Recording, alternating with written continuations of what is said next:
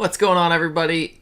It's time to talk about this week's top indie comic picks for New Comic Book Day. I'm a little late on dropping this, but still time to prepare for New Comic Book Day on Wednesday. So let's talk about it. First up, before I get to the top 10, is a graphic novel coming from, it looks like the publisher is Razor Bill. I previously saw Penguin also as the publisher on this. But this is coming from Tom Taylor and John Samariva. It's called Neverlanders. Neverlanders had a free comic book day issue and looked fantastic.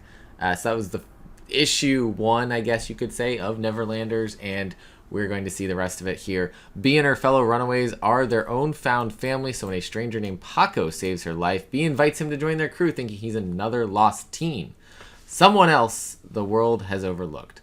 The truth is, Paco's not just a lost teen, he's a lost boy from Neverland, and he needs Bea and the others to come back with him. When the group is then spirited away by foul-mouthed Tinkerbell, they discover that Neverland is not some fun-filled hideaway. It's a war zone under siege by a horde of pirates with a merciless new leader who will stop at nothing to steal the land's magic. Tink leads a fairy army that barely holds them at bay. Peter Pan is gone, and the rest of the Lost Boys have been killed. Paco is all that remains, but he hopes that this group of teens will become the new Lost Ones. These young runaways may be Neverland's only hope, but they're about to learn it'll take a lot more than happy thoughts to win a war. Available in softcover and hardcover editions, so that is like my graphic novel choice of the week, of the month. I think this is going to be excellent. The idea is fantastic. I'm very much looking forward to this. So go pick that up. Number 10 on my single issues coming out this week is from Boom Studios, from Al Ewing, Simone DeMaio. We Only Find Them When They're Dead, number 13. The final story arc continues as Honorham flashes back to the attempt on his life, the catalyst for his current paranoia.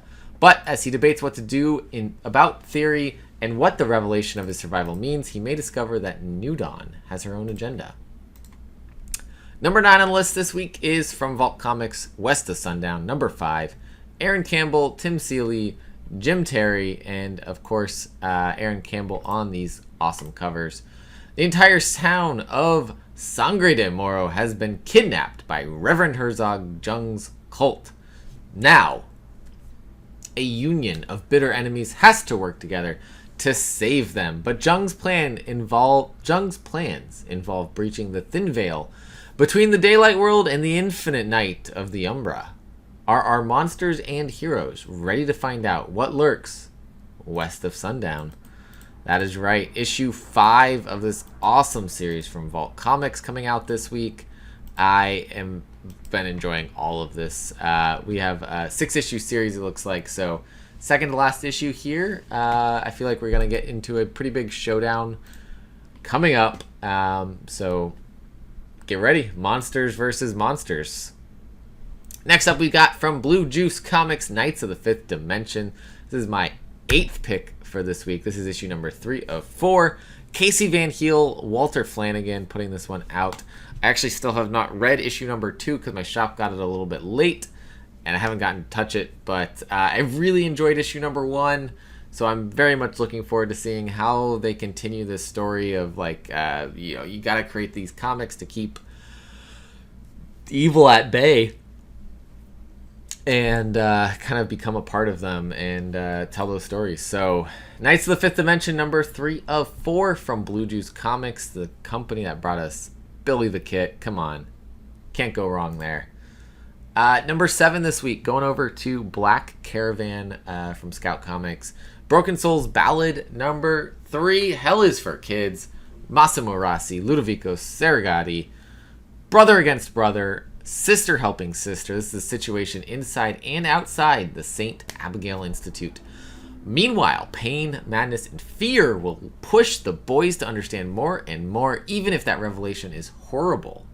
They must learn the importance of being a true family, and that only by helping themselves will they be able to stop their oppressors and avenge themselves against those who would have manipulated their lives.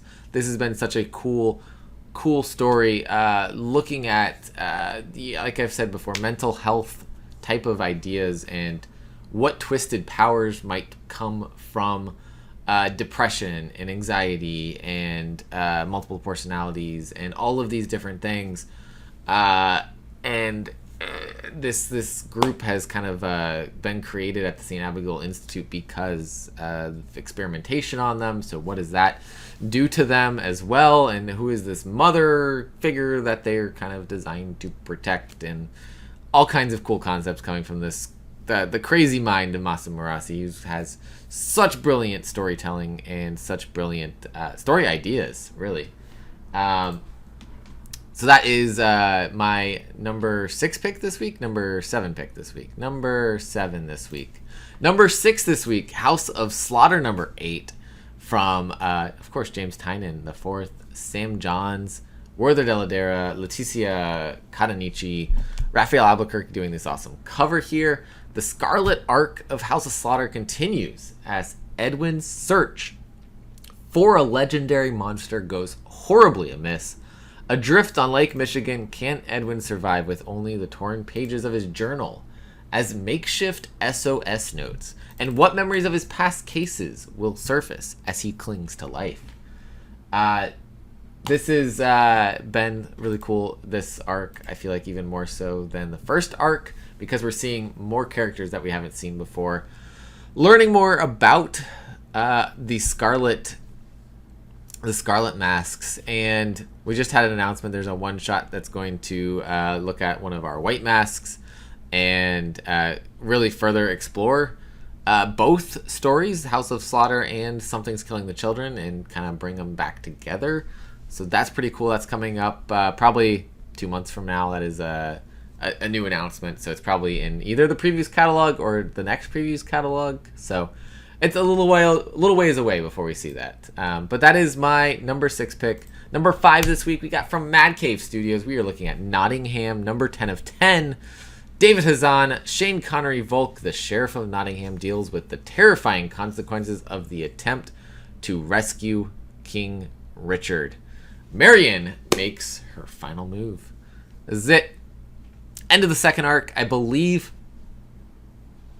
what I heard was we will have a third arc at least. So more Nottingham coming our way.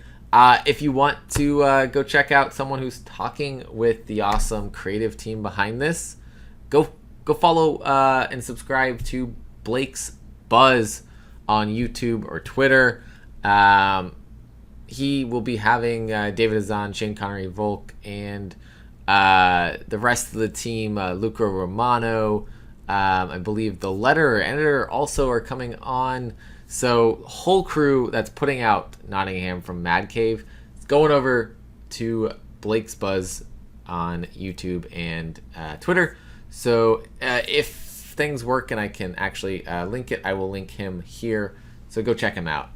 That's my number 5 pick this week. I love Nottingham. I just picked up the hardcover so for volume 1. So I'm going to enjoy that. Get the hardcover when it comes out for volume 2. I love me a good hardcover. I'm finding that out. It's becoming one of my favorite ways to collect comics. I've got several now from, I was going to point, but they're not in camera, but from Image Comics, especially, doing a great job with those. So what do I have for number 4? Ocean Will Take Us, number 5, from Rich Doak.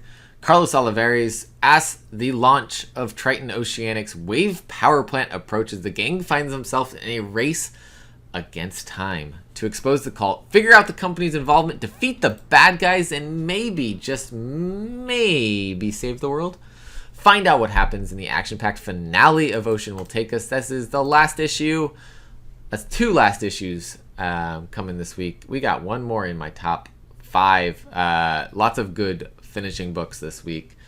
And for number 3, I've got Ninja Kaiden number 2 from Eric Palicki and Lucas Meyer. This one coming from Black Box Comics. Loved issue number 1. Fantastic story going on here. And Black Box got some pretty cool stuff coming up.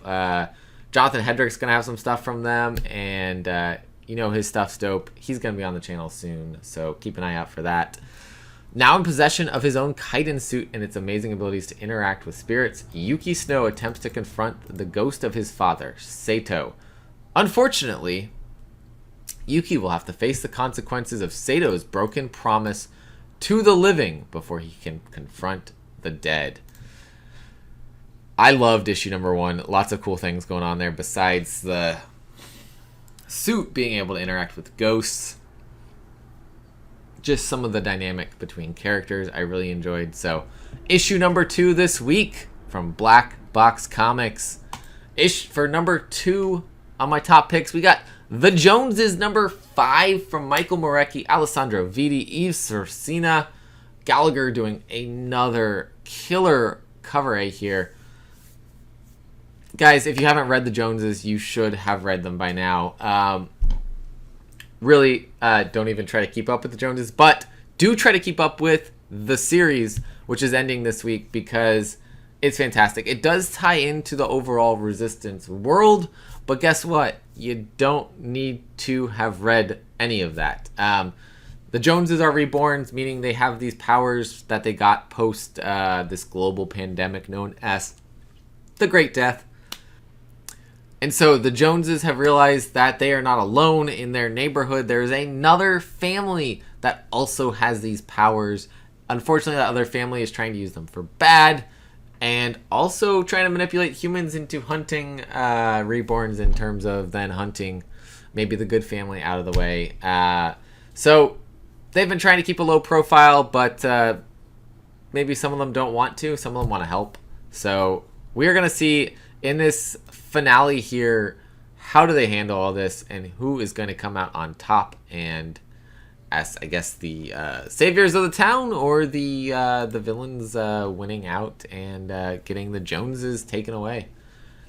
We shall find out. Issue number 5 of 5 coming out this week from AWA Upshot. Number 1 this week is from Scout Comics, and that is from Zach Kaplan and Arjuna Susino. Jacob Phillips is doing the awesome cover A here. Forever Forward, issue number 1. Sci-fi writer Zach Kaplan and artist Arjuna Susina take you on a sci-fi adventure like no other. One that imagines time traveling through the future as an Odyssey-style mythic journey home. When brilliant young scientist Dr. Lewis Moody accidentally launches himself, his secret longtime crush, and 3 best friends 33 years into the future with his unproven quantum time machine, they find a mysterious message from their future selves. The only way back is forward. Now, as they jump again and again through strange future times, will they one day find the technology to time travel back, or are they doomed hopelessly to travel forever?